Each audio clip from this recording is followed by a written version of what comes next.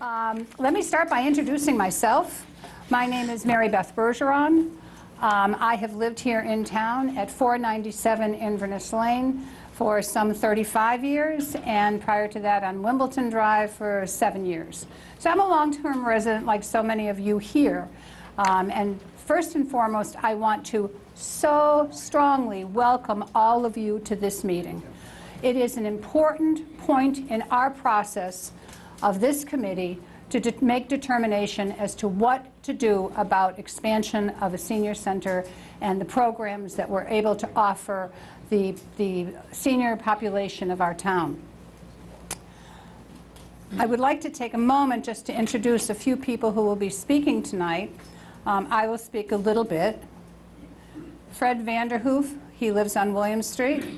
He is a very highly credentialed person who has been very intimately involved in the construction trades for many years.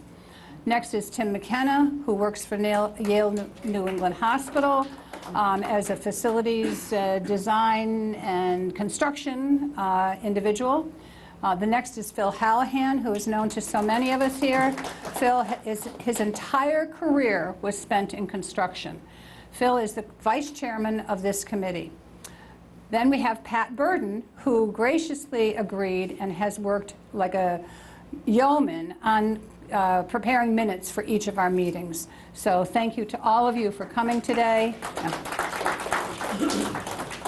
We also have 3 members tonight of the Select Board here, and I am so pleased they came. We have Mark Gold, who obviously has been on the Select Board for a long time. We also have Bill Lowe, who is new to the Select Board, but I am sure so anxious to meet people he hasn't yet met and to serve the residents of our town. And lastly, of course, we have Marie Angelidis, who is this year's chair of the Select Board. And Marie has been the liaison for the Council on Aging and is also the Select Board liaison for the Adult Center Building Committee. Now, just for your information, we call it ACBC because that is a heck of a mouthful, the Adult Center Building Committee. So you may hear some of us just say ACBC did this. Now you know what that acronym stands for. It's the Adult Center Building Committee. We are meeting tonight as a culmination, basically, of a lot of work that has been done since the Select Board appointed the Adult Center Building Committee. We have worked diligently through the summer to be prepared to make a presentation, hopefully, to the Select Board. Based on the criteria that we had initially established, we want transparency with our community so they know and you know what is going on in our town as it relates to a new senior center. And we think it's important, extremely important, to get both neighborhood and the political impact wherever the site is chosen. So we are going to welcome you to come up at the end of the presentations and ask any questions you might like to ask. We want your input. We will also be passing out a survey. We would like you to complete that survey because, again, we want your input. It is difficult. We are only 11 people. Well, it's actually 13 if you include people who are on the committee but are non-voting members of the committee. We are only 11 people, and although it represents a broad spectrum, both gender and the demographics in our town, it doesn't represent everyone, and you are part of that everyone, so we want to hear from you. Just to review some of the work that has been done during the summer, we have met with the Conservation Commission, Al Lasco. We have met with Ward Engineering, Mike Mako, who advised us on some of the environmental issues on some of the sites that we are looking at. We have met with the Historic Commission. We have met with the Assessor's Office. We have done deed research. We have met with representatives from the library in town. We have met with the town manager. We have reviewed plot plans. We have reviewed Mass General Law Article 97 as it relates to the parks in our town. We have met with the Conservation Commission and talked to them about the regs for intermittent streams and rivers and wetlands in our town.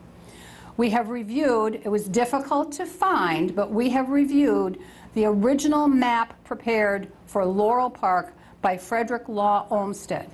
We found it, it's very interesting. That plan was never actually implemented in its entirety, but it is an interesting plan for that land. And we have met with Park and Rec, or discussed with Park and Rec, the usage of field space. What fields are used, which fields are not used, which is non-existent, and discuss with them the various sports teams that meet so often on our land. I think all of us recognize that Long Meadow is really built out. There is a very limited amount of land available to build on, although we have a significant amount of open space. We have approximately 1/3 of our land is open space land. Now, I will grant you a lot of that is down in the meadows, but it is still open space and available for recreational usage. So we're very limited in what we could look at in terms of availability for construction of a new site or renovation of this site. The important question for some people here may be, why do we need a new senior center? Isn't this enough? The senior center here occupies approximately 8,000 square feet of this building. We do not occupy all of the building. Of that 8,000 square feet, some of that square footage is used for the food pantry in town, used by our residents who need a little help in securing groceries. It is used by our Veterans Administration, again, a service to the veterans who have served our country for a long period of time. Some of the space is used for the Veterans Administration. Some of the space is used for FLOCA, which is the fundraising arm of the senior center. And you'll probably notice that the corridors themselves occupy a lot of space. They are very wide corridors. So that's not land, that is not space that is really usable for programs. It's space that's used to walk up and down and get to the different rooms. So it's not really space that is usable for the seniors to participate in any programs. Just to give you a quick example, East Long Meadow has 15,000 square feet. Our demographics are equal in terms of population, and they are finding that they don't have enough space to conduct the programs that they want to conduct. We are a little bit more here than half of what they already have, never mind what they would like to have. Hamden built a new senior center a few years ago, and they are stretched as well for space and are talking about building an addition. Now, I'm going to turn it over right now to a gentleman who has been in the employ of the town for a relatively short period of time. But he has been doing an outstanding job for the seniors in our community as the outreach coordinator. For those of you who are younger, you may not be aware that we have an individual here who goes out and services, goes out of the building and meets with and helps the frail seniors in our town. There are a lot of them. He makes visits every week, multiple visits every week, and assists those people in getting the aid that they need to have, the services that they need to have in order to continue to function at home. Now, those of us who are older, like myself, we want to age in place. We don't necessarily want to go to assisted living. We don't want to go necessarily to a nursing home until the time comes where we have to. We want to stay in our homes. And in order to stay in our homes, we may need services. It is the up-and-coming trend in our country is to have seniors live at home and be able to enjoy a life that is fruitful and rewarding. And in order to do that, we need a senior center that can service them. So I'm going to call on Mike Squindo, who is the outreach coordinator for the town of Long Meadow, the adult center here, and he is going to make a presentation on, basically, you may get a little bored, although he assures me you won't, about the demographics and the space needs for the senior center.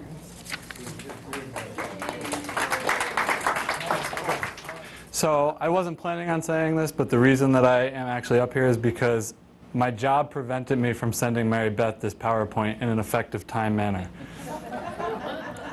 So she basically asked me to compile some statistics about who we serve, who we're planning on serving in the future, and I went a little bit further and also wanted you to see who we had served in the past so you can see the trends of where we're going and where we are. Hence, past, present, and future. So this first slide, what I want you to know is that the majority of the seniors coming to our senior center are from Long Meadow. And while we are happy to welcome other communities, our priority is Long Meadow residents. This year in 2016, as of right now, we've serviced 76% of our total population from Long Meadow, 24% from other communities. That's on the higher end of the average over the last 10 years, according to our new database that we use called My Senior Center. Since 2006, that in-town resident number has ranged between 72 and 77%. This is basically a snapshot of a day in the life of an employee at the senior center. It's a little crazy, so I'm going to break it down very simply. This first graph, what I want you to see, and it's hard to see on our current projector, but there's a line right here that's descending. That's our 85 plus population. Okay, that's the oldest of the old seniors that we serve. Since 2006, when they were among the top of our service seniors, as of 2016, they're nearing one of the lower populations. Okay? This line coming across right here represents our 70 to 79-year-olds. Pretty consistently, one of the larger populations that we're serving. And just so I'm clear, all of these lines coming up also represent the different age groups. I'm happy to share this slideshow so that you can see it more clearly on home computers. These represent our younger seniors. And what you'll see is that this line right here is our 60 to 65-year-olds. It's our largest growing attendance at the senior center. Technical error. These are our other age groups ranging between those under 55 to those between 55 and 60.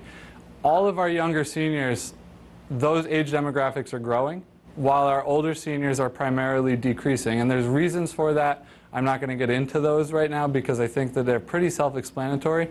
What it means for us is we need to be looking at who's going to be using our center as we go forward. And how do we meet the needs of all those individuals? What you'll see here is a graph depicting our average daily attendance. So how many people come to the senior center on average each year? In 2006, I want to note that that was a partial year. The database that we used did not collect the information for that whole year. It was 77 people. It continued to go up until 2012 to 118 people served each day on average. And you'll see over the last couple of years it's dropped. And I want to explain that as best I can from the knowledge that I have. In 2012, the director of the senior center passed suddenly and unexpectedly. That caused what I can only imagine to be a slightly chaotic moment at the senior center. And as that chaotic moment caused some disruption in the services, the amount of people served decreased. As the years continued on, we were able to hire a new director who stayed for a short time. We had some weather issues. There was a pretty bad winter where we were shut down for quite a few days. And then somewhere around here, we began to stabilize again. So we hired a new senior center director around 2015 or 2014. And then we were able to start stabilizing our staff in the fall of 2015. We were able to hire a new receptionist, move one of our previous receptionists into a program coordinator role, and then they also hired the outreach coordinator position. They created that position from 2 other positions, which allowed the team to start to stabilize. And pretty quickly, you'll see that we've increased our numbers in just that short time to average about 108 people a day.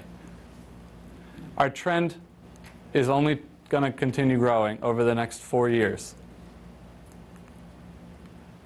I really quickly also wanted to show some facility issues with the parking lot. So that's a major issue for a lot of seniors that come here on certain days. I'm not going to go over all these numbers. What I want you to see is that what we're dealing with is a parking lot that has a total parking space of 125 spaces. That's up here and down by the pool. That's combined, 125 parking spots, of which Longmeadow Parks and Rec staff take approximately 13 to 20 throughout the year. The COA staff take about another 10, including regular volunteers that come in every day to help provide services, leaving approximately, on average, year-round, 60 parking spots available to seniors, taking out the 4 or 5 handicap parking spots that are available. It's hard to see down here, so I'll explain it really quickly. Monday, Tuesdays, and Fridays are some of our single largest programs attending the senior center. On those days, we have as little as 5 to 8 parking spots available for over half the day. So parking is a concern, and that's one of the reasons that we need to figure out what we're going to do going forward as the population continues to increase that we serve. A couple of lunch statistics. I'm going to go very quickly through this next part. It's just what we do at the senior center for those of you who don't know. One of our big programs is lunch. The seniors that we serve, this represents the individual seniors coming to the senior center, meaning that if you come 6 times in a year, this shows the first time you came.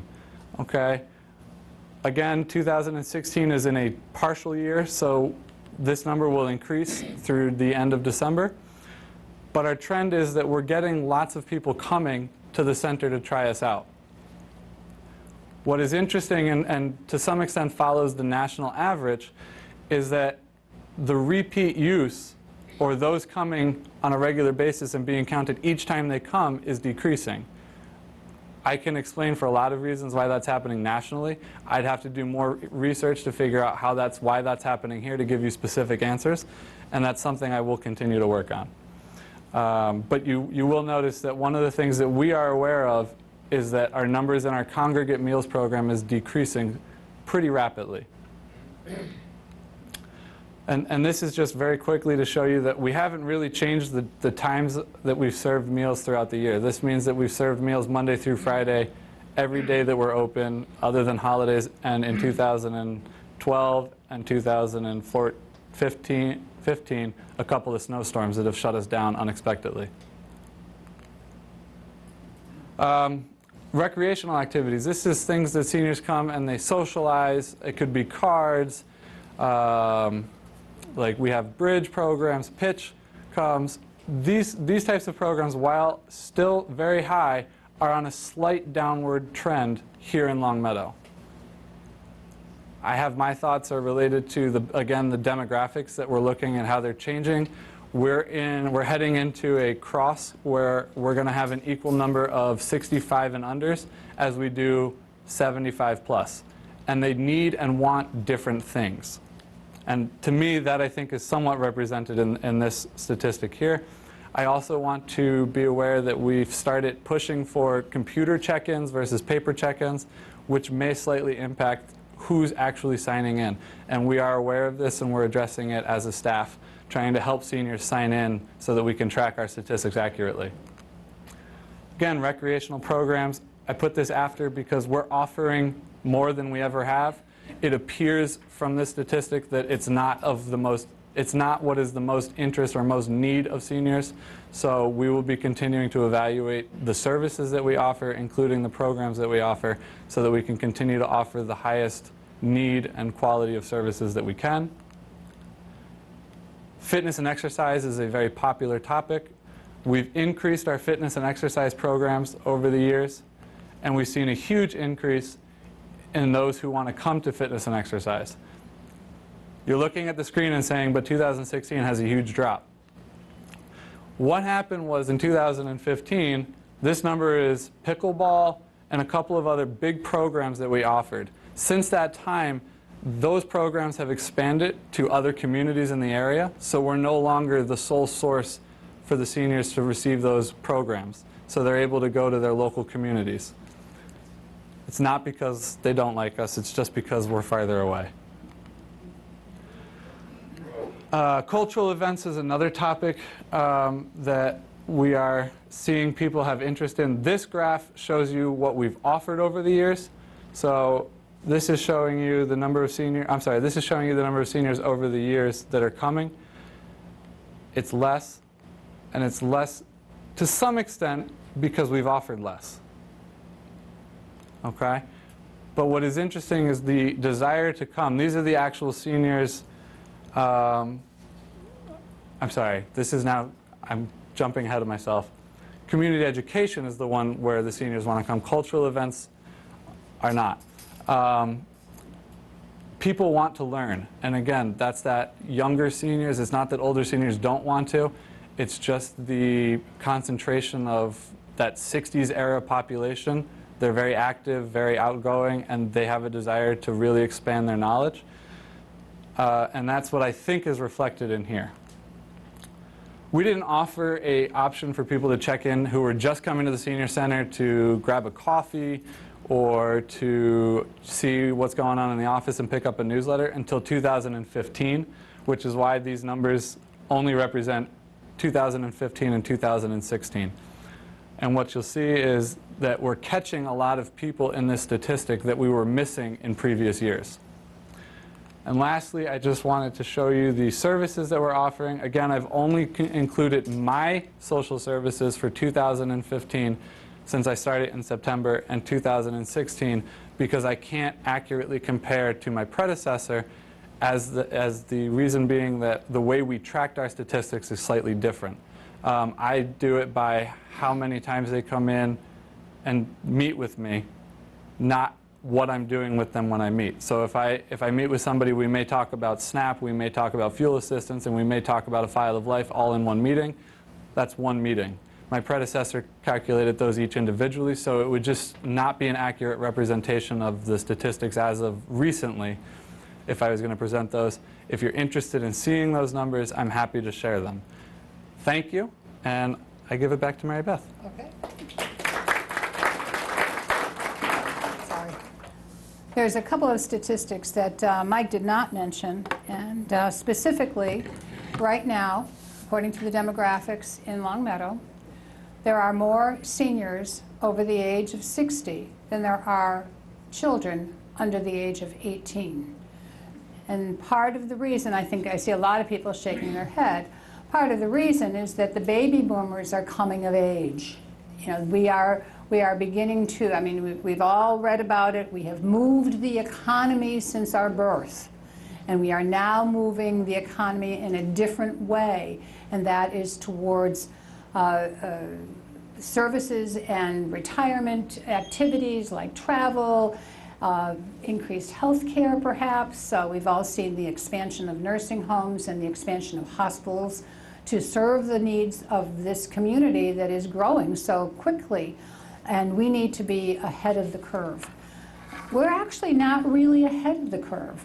Most of the surrounding communities have already addressed their seniors' needs. Agawam, West Springfield, Holyoke. Springfield is building a new senior center. East Longmeadow, Hamden, Wilbraham is investigating building a new center. For us, in the affluent community that we live in, it would be a shame if we did not address the needs of the seniors today, as well as the needs of the seniors in 2030. There is expected in Longmeadow a 30% growth in seniors over the next 14 years. That is a significant growth. So even though you may think that, oh, I don't need it, this is good enough for me, what about the people that are following us? What about those people? If we don't have enough parking now, if we're turning people away for lunch now, what is it going to be like when we have 30% more people? We need a larger, bigger senior center, unquestionably. Let's get ahead of the curve.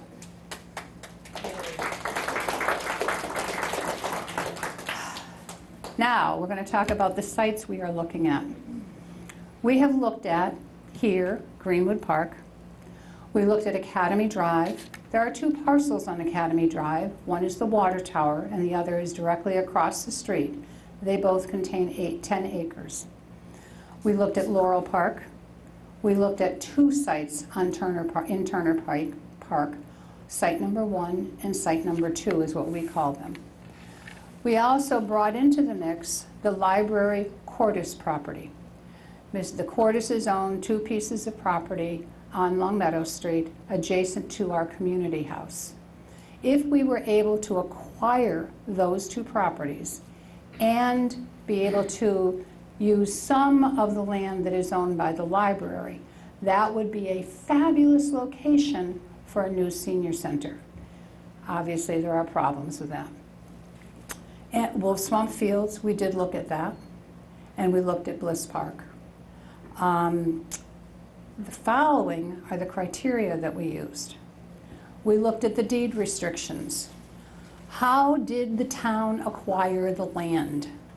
Was it required as designated parkland? Was it acquired as conservation land? How was it acquired? We looked at the infrastructure and the topography. Can it be built on? We obviously, just from the people who are sitting here, have sufficient knowledge of construction to know whether we can build on a site or not. Sports field impact. This was extremely important to us because it is extremely important to our town. It's not important to me. I don't play soccer, and honestly, I don't play baseball. But a good portion of our citizens do, our younger people, and some of our citizens who are between the age of 20 and 40. They are out here playing ball all the time. Every night of the week they're playing ball. We really can't remove that from the inventory of our town. That's how I as a resident feel, and I believe that's how all of the other people on our committee felt as well. We looked at the historic implications. Whatever we do, there will be an impact. If we went to the Cordes property, for example, that land, that property, one of the houses has been in that family since 1850. It's one of the reasons we talked to the Historic Commission, is to discuss with them what would have to happen with that land. And obviously it's in the historic district in town. How would we have to build a piece of property that would be in keeping with the green, which has been, is so important to our town as the town center. We also looked at conservation. We really looked at conservation because we have intermittent streams. We have ponds. We have rivers. We have wetlands. We have a lot of wetlands. We needed to look at that and find out whether or not a site was appropriate to build on. Now tonight, we're hoping to get some neighborhood and political impact. What do you think? What do you think about each of these sites? And I'm going to be turning this over shortly to both Tim McKenna and Fred to discuss some sites that we are still considering. We did remove 4 sites. Of those 8 sites I just discussed, we took 4 of them off the table. One was Turner Park, what we call site number 2. It is deeper into the park. You have to cross the stream or the river that is there and enter back into the park and up along the left-hand side of the pond. That used to have, for those of you who are new to town, there used to be a restaurant there called the Turnverine. It's closed in the mid-1950s, but it was a restaurant that was very much enjoyed during the Prohibition. We have removed that from the table. Academy Drive, both parcels, right and left. Quite honestly, we removed them from our list primarily because both parcels contain 10 acres. We don't need 10 acres of land. We need 3.5 acres of land between the parking and the building. That's what we need. If we took that land off of the inventory of town land, which again is so limited, it would restrict further usage of the rest of that acreage, which might be okay today. But what about 2050, when maybe more housing is needed, or there is some other project that the town wants to do? So we removed that for that reason. Plus, we felt that the neighborhood would not accept it. It is in the middle of some very affluent properties, very active people in town. We felt that the political impact would fail on the floor at a town meeting. That's how we felt. We discounted Wolf Swamp Road. Obvious reasons. It's going to take away field space. We felt it was important that we not do that.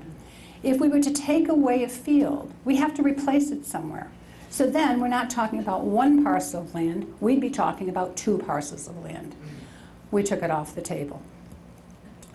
The one that is going to be the biggest challenge, perhaps, is Greenwood. We have removed that from the table, and I'm going to tell you why. If we put an extension on this building, build an addition on this building, we have to take away at least one of the ball fields, and maybe 2 of the ball fields, but definitely one of the ball fields. We can't put a big addition on this building, and then the parking and have enough space. It has to come out. We feel that that would be very negative to the population in the town. The other issues with this site, we have hazardous material here. According to the building code of the state of Massachusetts, if we renovate a certain percentage of the building, the entire building has to be brought up to code. So that means there has to be a renovation of the entire property, which would include the daycare facility, the gymnasium in the back, and this wing of the building. It would mean not only would we have to suspend some of the senior services for a year, move the staff out into another location within town, perhaps move the meal program to East Long Meadow, who probably could accommodate us, the daily meals, the Meals on Wheels program that many of you, I think you should know about that. And then in addition to that, we have to move the daycare. The daycare is a problem. The property, all of their equipment, et cetera, is bolted to the floor.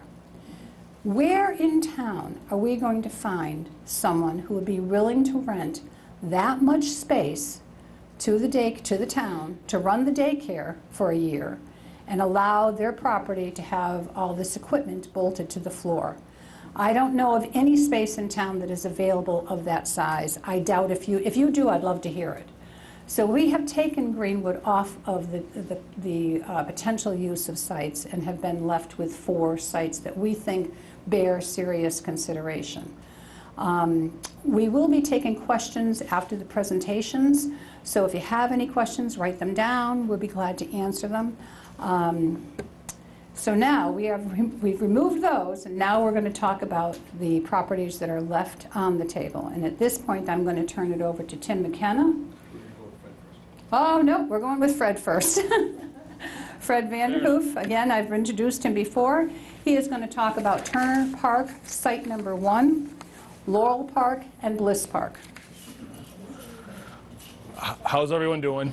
I really appreciate everyone's time. As we said before, I think this is real important to the town, and I appreciate being appointed to the building committee. Start there. That's fine. Yeah.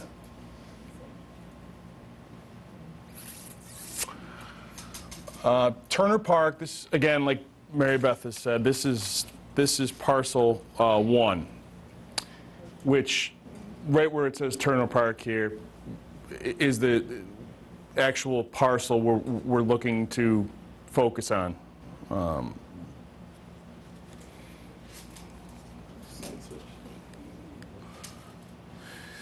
So I came up with these, they're kind of cheeky terms here. Integrate, invigorate. We're kind of hoping to see if we can, oh, I got to turn it on.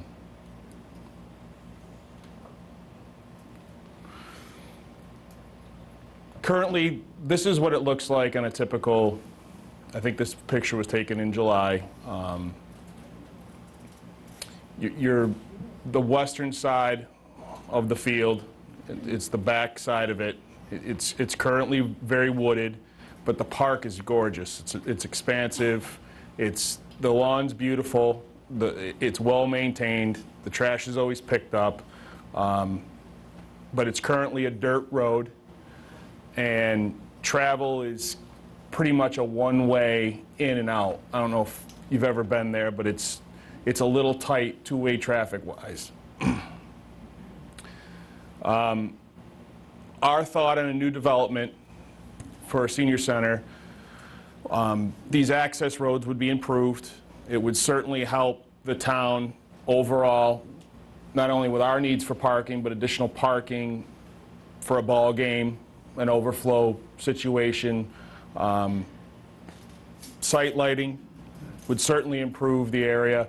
And the addition of public restrooms, possibly letting the senior centers folks, use this as part of the recreational facility when it's convenient. Right now, there's nothing but portable toilets.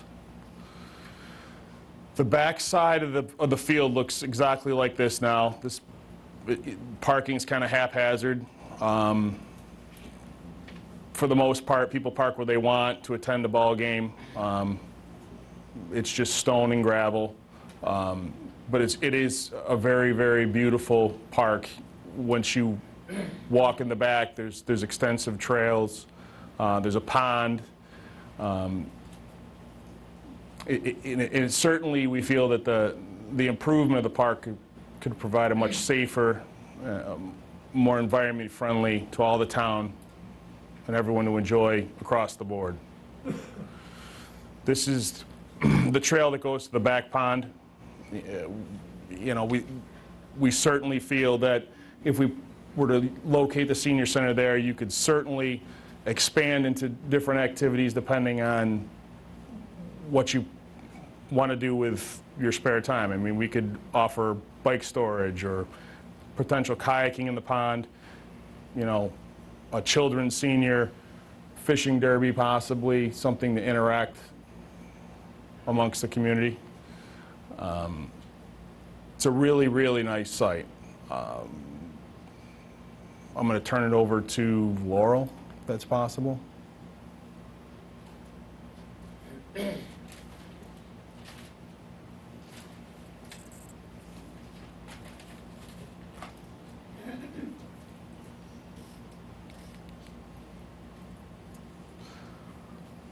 Laurel Park is a really, really big piece of property. It's on the border here of Laurel and Westwood. There's two sides of this property. There's a pond in the middle. We kind of called it Laurel 1, Laurel 2. It's a discrete piece of property if you've ever been there. Once you kind of get in there, everyone that's visited has kind of said it's got a real nice feeling that there's no traffic. It's kind of serene. The pond is gorgeous. It's got an active waterfall. The surrounding hiking trails are very, very nice. This is the actual waterfall itself. Again, it's extremely peaceful, tranquil, and this is the piece of property that was the Fred Olmsted design. We also feel that this senior center development could help this park overall. We've kind of heard that the maintenance may be lacking. The pond could use annual maintenance, cleaning, etc. Here's the entrance. We're on Laurel Street, if you're all familiar with it. It's a very central part of town. It's convenient. It's certainly close to our police and fire departments. This is the corner of Laurel and Westwood. And again, a lot of the things you could offer, you could really assist both Laurel and Bliss parks here. I think that seeing Bliss in a very active community, a t-ball tournament, a softball tournament, parking becomes overflowing. People tend to park on the street, park on Westwood, and again, I think it gives the seniors an opportunity to spectate, be involved, and kind of see the community right from the center of the town.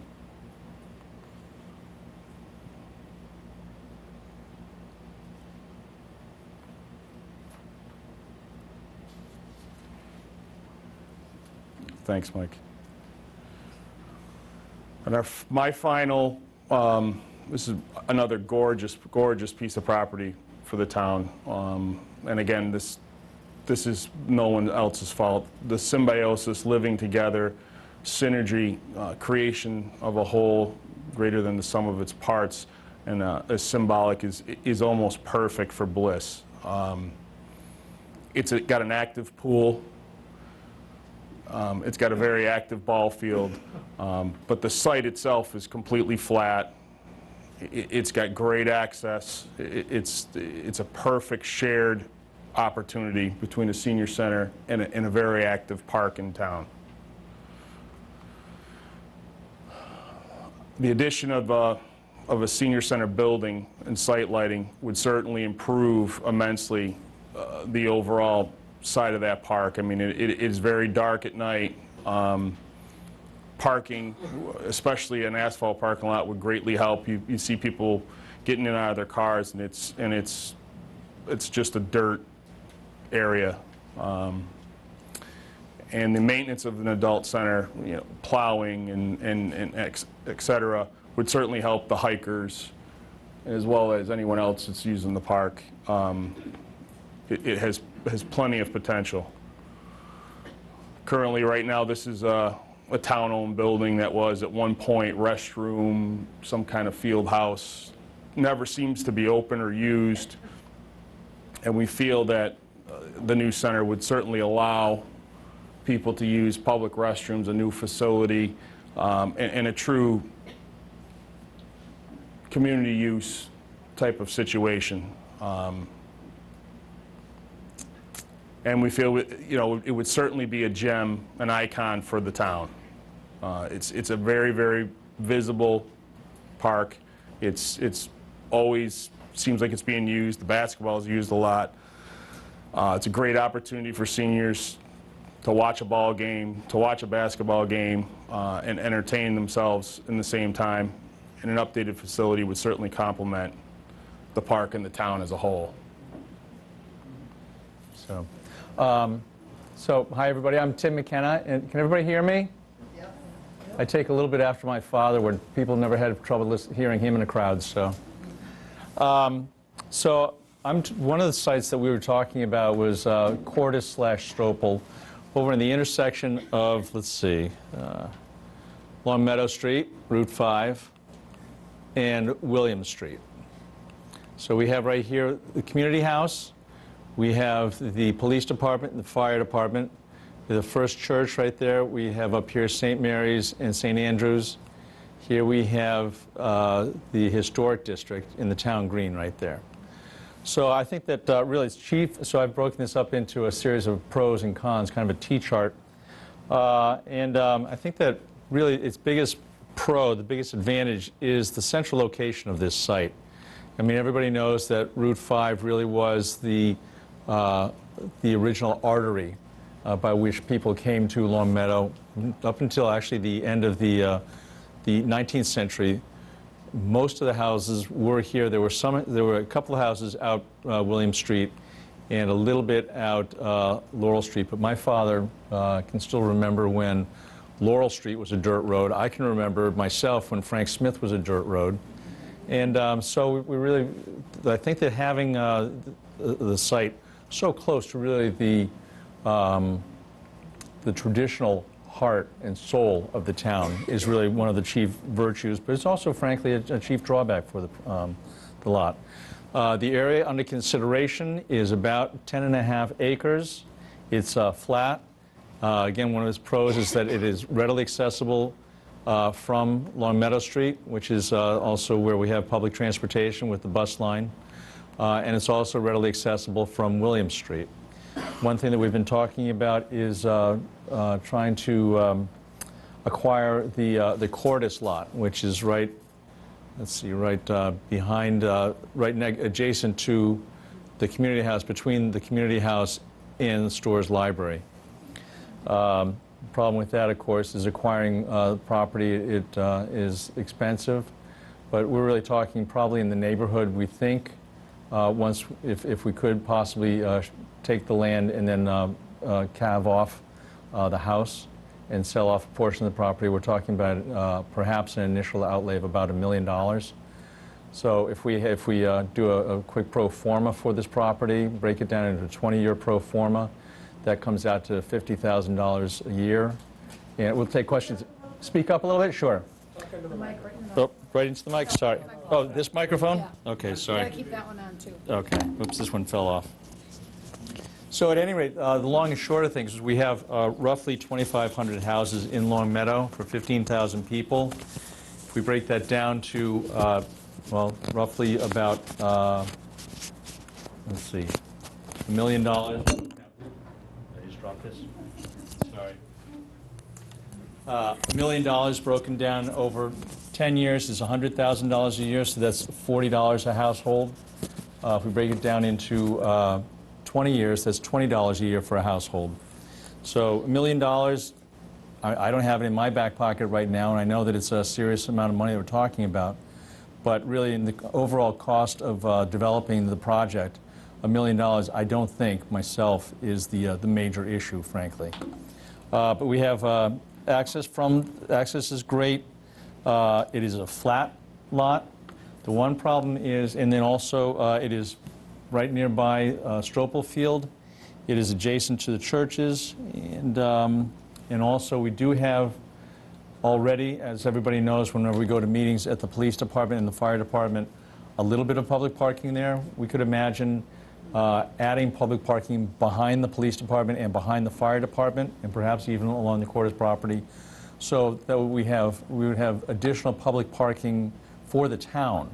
Now, the senior center's hours, it's not open 24/7, so imagine for town meetings or for town events after 5 o'clock, early or late, we would have additional parking for events. So those are some of the advantages. The cons are, well, I mentioned a little bit about the initial cost of acquiring the land. We would need careful site planning.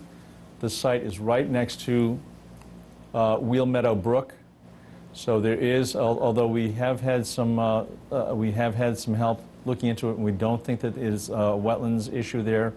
There are setbacks from wetlands that would limit the overall use of the availability of 10.5 acres.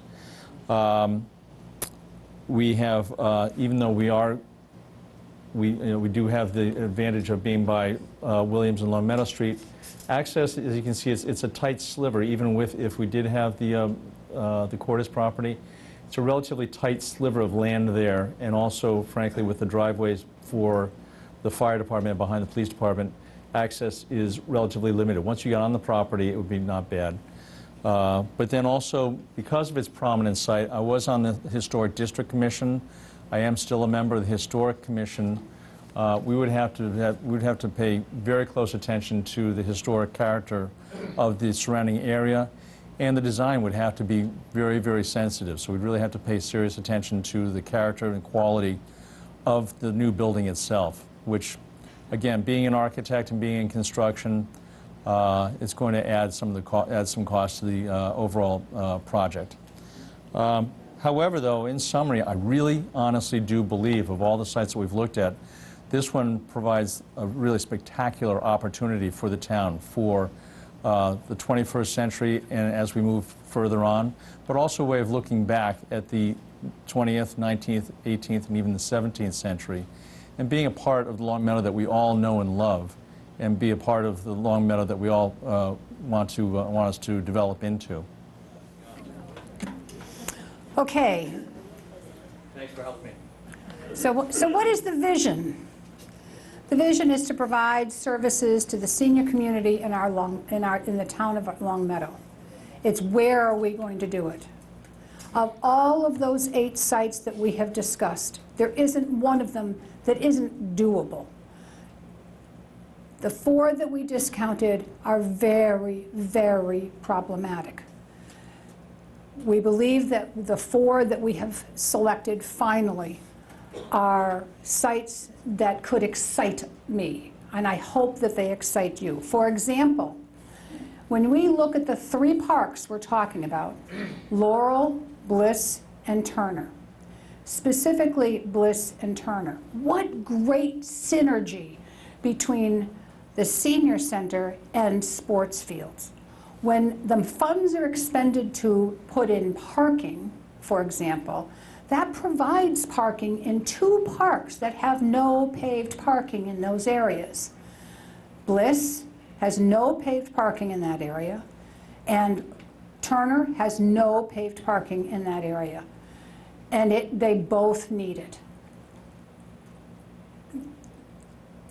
The walking trails, all 3 of those properties have beautiful, beautiful walking trails, all in really bad shape. If you haven't walked them, you should. Turner, for example, there's an area that crosses the river, it's washed out. There are trees and limbs across some of the trails in the back of the property. It really needs a little attention. The town really can't spend the money on that. You know, our budget, as you all know, is very limited. But if we were to put in a senior center, we could get some of that cleaned up, and we would be able to use perhaps CPA money. We could file for CPA money to improve those walking trails. A senior center is used primarily for 2 purposes. The first is to serve the real needs of the frail elderly in a community. And we do that through the services that Michael provides as the outreach coordinator. We do that through the Meals on Wheels program, federally funded Meals on Wheels program. All of that happens here. But in addition to that, we serve a recreational need. As people age, they become, especially if they lose a spouse, and in our town, where so many people, their children move out of the area, and they are left in their homes either alone or with their spouse, they can become extremely isolated. Providing things for them to do that are low cost or no cost at a senior center, it is an ideal opportunity for us. I'm going to now ask you, and I just want to make one more point. We've worked hard on this, but we really, really want your input. Every one of them is doable, which are feasible. In terms of politically, in terms of the neighborhood impact, we want to hear from you. We're going to pass out a survey. Right now we're going to take some questions. We're going to pass out a survey, and we'd like you to complete it. And I don't know who's going to pass it out, but I'm sure somebody will. Amy's holding her head up back here. I did not introduce Amy Sada. For those of you who don't know her, she's the Council on Aging Executive Director. So are there any questions? Basically 3 questions, if I may. Oh. One on the Bliss. Can't hear me. That's for TV, so Oh. it's not going to project. So you'll have to speak up. I'll repeat the question, though. Okay. Basically 3 questions. One on the Bliss Road site. I couldn't pick up from the pictures on the screen there what the location and where the location of that would be. That is hard to see, so I'm going to explain it to you. That is hard to see. Same question on the Laurel Pond site. And on the Cordes site, you'd mentioned Stropel Field, and also the library owning most of the land back there. How does this interact with the library, and does it involve taking any of Stropel Field? Okay. I'm going to talk about Bliss first. Bliss Park. If you're going down Bliss Road, by the way, Bliss Park, I believe, was named after a gentleman by the name of Bliss who lived on Long Meadow Street on the corner of Long Meadow and Bliss. it seems to me that there must have been some reason why they named the park after him. I mean, I'm thinking he probably donated the land. Weren't we lucky? If you're coming down Bliss Road and you're headed towards Long Meadow Street, on the right-hand side, there is a wooded area right after Oakwood. There's an access, there's a curb cut, and there's an access to get to dirt parking with a lot of trees. It is adjacent to 2 ball fields, softball fields, I believe they are. There is an old building, small building there, a field building that obviously had bathrooms in it at one time, and the basketball court is there. There is sufficient land there to build a new senior center. Now this is, let me just make a point, that this is the most active park that we have in our community. There is the pool, there's the beautiful playground that was built, there are ball fields there, there's a basketball field there, a basketball court there. It's already a really active site. Why don't we put the seniors there? I can get excited about all these sites, by the way. So that's where we're talking about Bliss. Your next question was Turner. Laurel, I'm sorry, Laurel Park. The siting on Laurel, we believe, is difficult. If you come into the site from the entrance on Laurel Street, pretty much dead center, you have the Long Meadow Brook, and that goes to the pond, and that continues. The right-hand side, there may be enough space. The left-hand side, we do not believe there's enough space because the topography is really steep there. And we think that it would be very difficult to build. Plus, we'd be dealing with the wetlands conservation issues that are there. And your last question was on Stropel. Stropel Field would not be touched in any way. We need only a small, if we were to be able to get the Cordis properties, there are 2 houses there, by the way. The oldest one, the man has owned since 1850. It's been in his family. And there's the house next door that is also owned by a brother. If we were to be able to get those 2 properties, we need only a small part of what the library property is. Now let me talk about that for just a minute. Again, I can really get excited about just every one of these sites. The library needs parking. Would anyone disagree with that? Would anyone disagree that the access and egress from that parking lot for the library is difficult? No. You don't think it's hard to get in and out of? If there's, you must be a better driver than I am. They definitely need more parking, though. They are also experiencing a growth in their evening programs. They're also experiencing a growth of attendance during the day. Who do you think's going? It's us. It's the seniors in our town. We are increasing the activity at each of these locations, unquestionably. If the senior center were to be placed there, how great.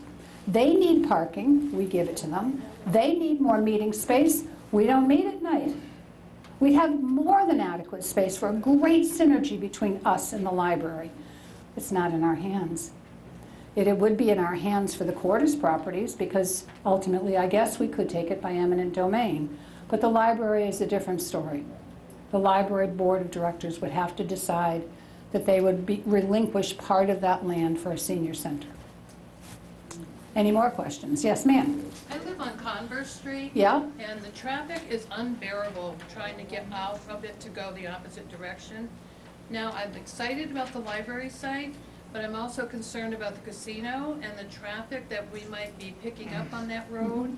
And I don't know if I'm wrong in being concerned about that, but I don't want to be in a center that I'm afraid to travel, get in and out of. That's my concern. I can appreciate that concern, but remember where that side road is, it's not directly on Route 5. So if you took the side road? If you took the, you'd be able to get out fairly easily. And most, I believe, casino goers, I'm not one myself, but they go in the evening predominantly? Their evening entertainment? I don't know. Oh, some people can go there all day. So I can appreciate your concern. And speaking of traffic, it's my understanding that the town is going to be doing some traffic studies very shortly. We've talked about the Cordes property, are we talking about demolishing the two buildings? No, absolutely Okay. not, no. Perhaps that wasn't made clear. If the acquisition cost, we believe, would be about $1 million. However, those two houses could be parceled off and sold to someone who wanted to renovate them. My understanding is the one that's the oldest, the brick, what everybody calls the Cordes house, that brick house is in poor condition on the inside, as well as the one next door, but the brick one would be fairly expensive for someone to renovate. That being said, there would be a buyer out there. So that $1 million investment for the town would be diminished by whatever they could sell those two properties for. The other option, which I think is possibly a good option, would be for some of the town offices to move into that property. You know, do the renovation. We have a health department in the basement of the community house. Have you ever? The health department. We have other offices in the basement of the community house. We definitely, the town of Long Meadow definitely needs an increase in expenditure in infrastructure, whether it be the DPW building, renovating the inside of the community house, bringing some of the offices up. I mean, I know town hall is crowded. We need to work on our infrastructure. That is clear if you get involved. Any more questions? Yes, sir. The $1 million you're referring to for the purchase of the Cordes property, is that the actual purchase price, and be less the sale of the two houses? No, that would be, the acquisition cost we believe would be about $1 million, and then off of that $1 million, you'd take off whatever we could sell the two houses for. The first house, by the way, the White House, is a little white colonial, and it's kind of nondescript. It's been kind of, to use the expression, it's been renovated over the years. It doesn't look the age that it is. That is one of the oldest homes in Long Meadow. The Cordes property, I think, is from the early 1800s.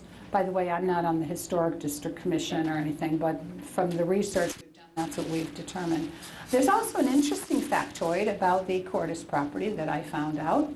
Back in the early 1900s, the Cordes that owned the property at that time raised pigeons. And they were used extensively in World War II for messages back and forth between the troops. They bought a lot of pigeons from him for that message services. Just an interesting piece of non-information. Any other questions? Yes, Jim? Or comments I'd like to offer. Sure. Number one, the size of what our building will be initially and what potential addition to it. Number two, Holyoke, Massachusetts, built a beautiful 20,000 square foot building, 2 stories with an elevator. They're running out of space already. If we build it, they will come, hands down. I have friends who will not come here because they find it depressing. You agree? They find it depressing. They find it's like walking into a nursing home. Not that nursing homes are a bad thing, right, Bob? But they find it's like walking into a nursing home. No offense, Amy or Mike back there. And they've done a great job trying to lighten things up and improve things, but there's just so far you can go. It is an old school. It is an old school. To answer your question, Jim, which I just got off on a tangent, the original Dietz report, when they designed, they did preliminary studies, they came up with a $15,000 square foot building with an addition of another 5,000 square feet. We have to do some additional analyzing of that. We have not hired an architect for a plan, a final plan. That has not been done because the plan, whatever building is built, has to be site specific. If we build them on the library site, well, obviously it has to be in keeping with the other buildings that are there. If we build on Bliss, that's a different story. Do we go 1 story, 2 stories? What does the land fit? Those are all architectural decisions that have to be made site specific. And we don't have a specific site yet. We are coming down to it. I want to speak. Yes? Thank you. My name's Ernest Welker. That's true. It doesn't work. So I'll look at you, and I'll look this way, too. I'm on the audit committee. I don't represent the audit committee here today, but to give you an idea of my personality. So I'm here to rain on this parade, personally.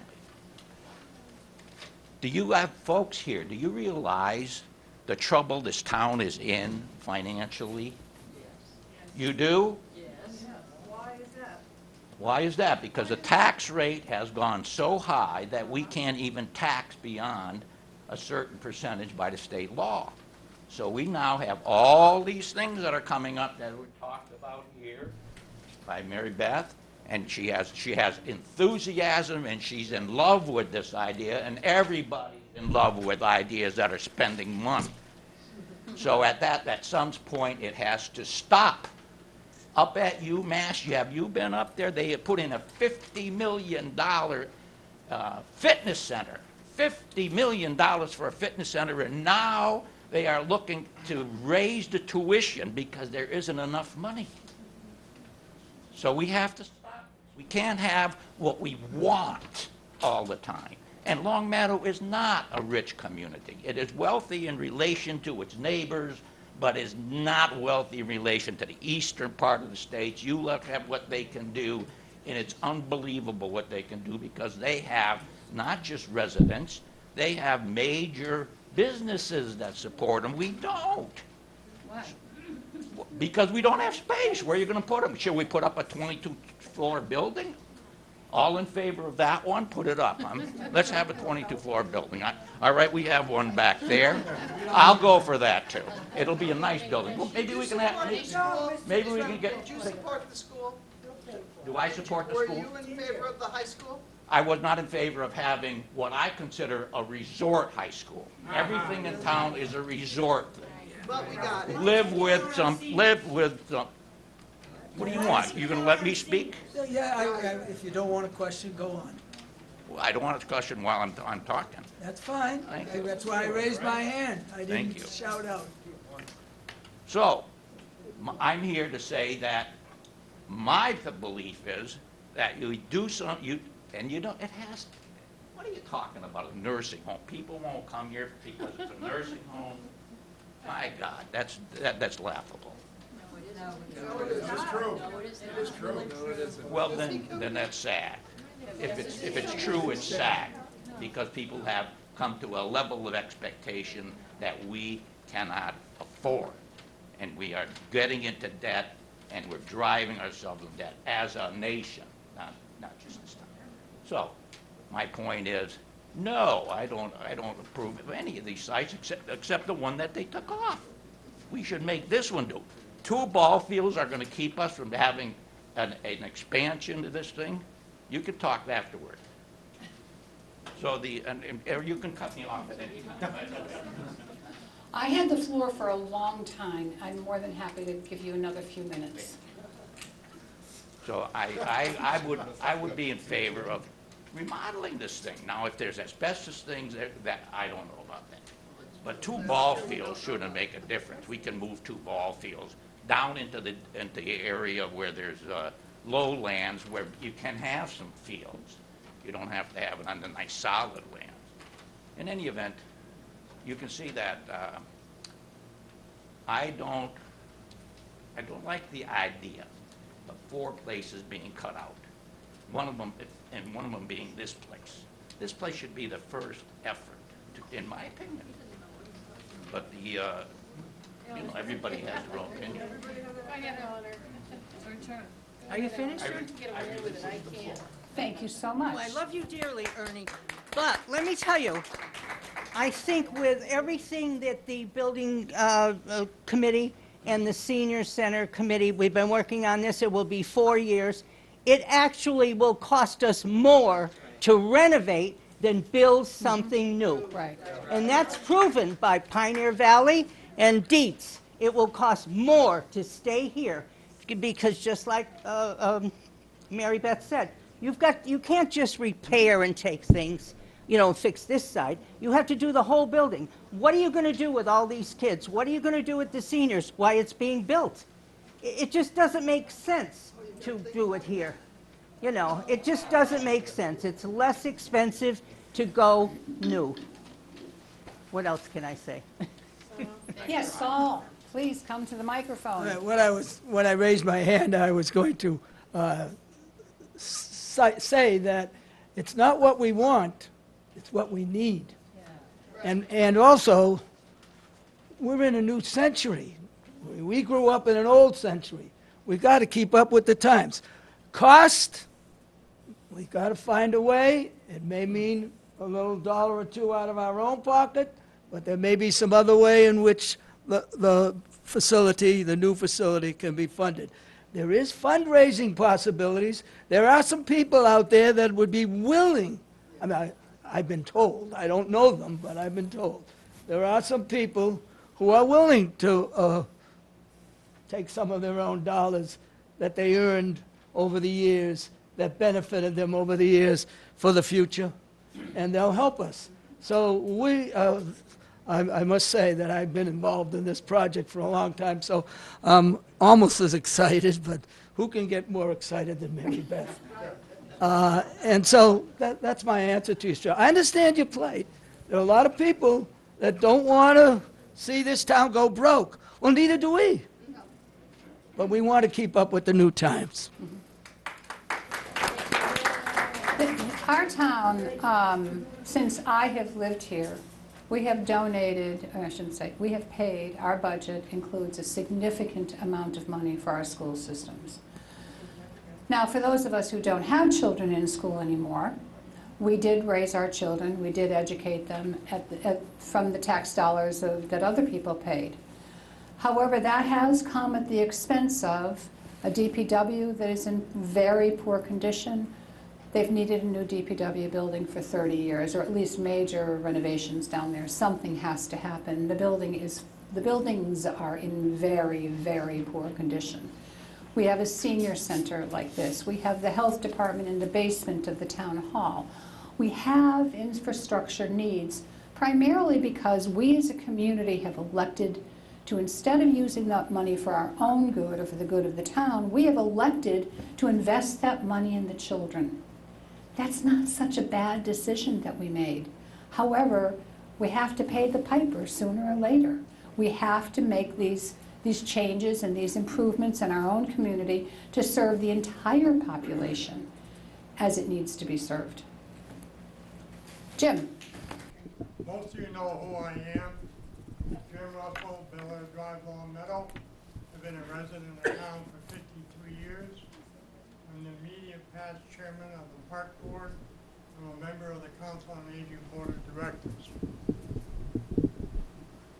I had the privilege and pleasure to serve on the town manager's task force for a new senior center. Great job done by Mary Beth Bergeron. I was appointed to the Select Board's task force. This is an old building, people. Old building. How would you feel if you were 60 or 65 years old and you walked through this door and then you had a scamper, if you remember what that word means, 147 feet to get to the ladies' room? Criminal. No. With one handicap. Good exercise. What? Good exercise. Good exercise. Yes. 60 years old. It's built in, It was built in 66. 66. 50 years old. we're not saying that this building can't be used for another purpose. Obviously, it will be repurposed. It But, just, but I need to pick out one other item. Right across the hall, there are 3 services offices in one lousy room. Our veterans go away, they get maimed, they come back home, they need the services. Out of respect to those veterans who have served our country, they deserve privacy. They don't have it. Criminal. I sound like Donald Trump now. You have another agency. You have the nurse. You have the nurse in that office. This building has outlived its usage. And if you attempt, what do you think the park department, the park commissioners are going to weigh in if and when someone proposes that we lose 2 ball fields? Somebody else out there got a piece of land where we can locate more playing fields? The youth in this town are tremendous. They love the sports. The parents are in this room that coach these kids. What are you going to do to them? This committee, or these 2 boards have gone to the bottom of the earth looking at every possible potential site. The park department was asked, the park commissioners, not to weigh in on DPW siting and to let the chips fall the way they might and let the people that are doing their work on the DPW task force come in their best recommendations for the townspeople. Yeah, I'm a taxpayer. I don't have kids in school. I pay my fair share. I support a new DPW. They've owed that for years. But it is criminal. Less than 1% of the town budget goes for senior services in this town. Just think about that. Less than 1%. Thank you. Okay, I would like to, does anyone have any other questions? Hearing none, I would like to very, very warmly thank you for your patience, for listening, hopefully for having an open mind about what is going to happen in our town, what's going to happen with the senior center, and we welcome your input. Please fill out the surveys. We are going to use them next week to come to some further deliberations. So thank you. Do you have any idea when you're going to make a decision? We are going to make a decision prior to the Select Board's first September meeting for presentation to them. And then it'll be out of our hands until it goes to the town, at which point the residents make the decision. Not us, not you, the residents, all of them. So come and vote.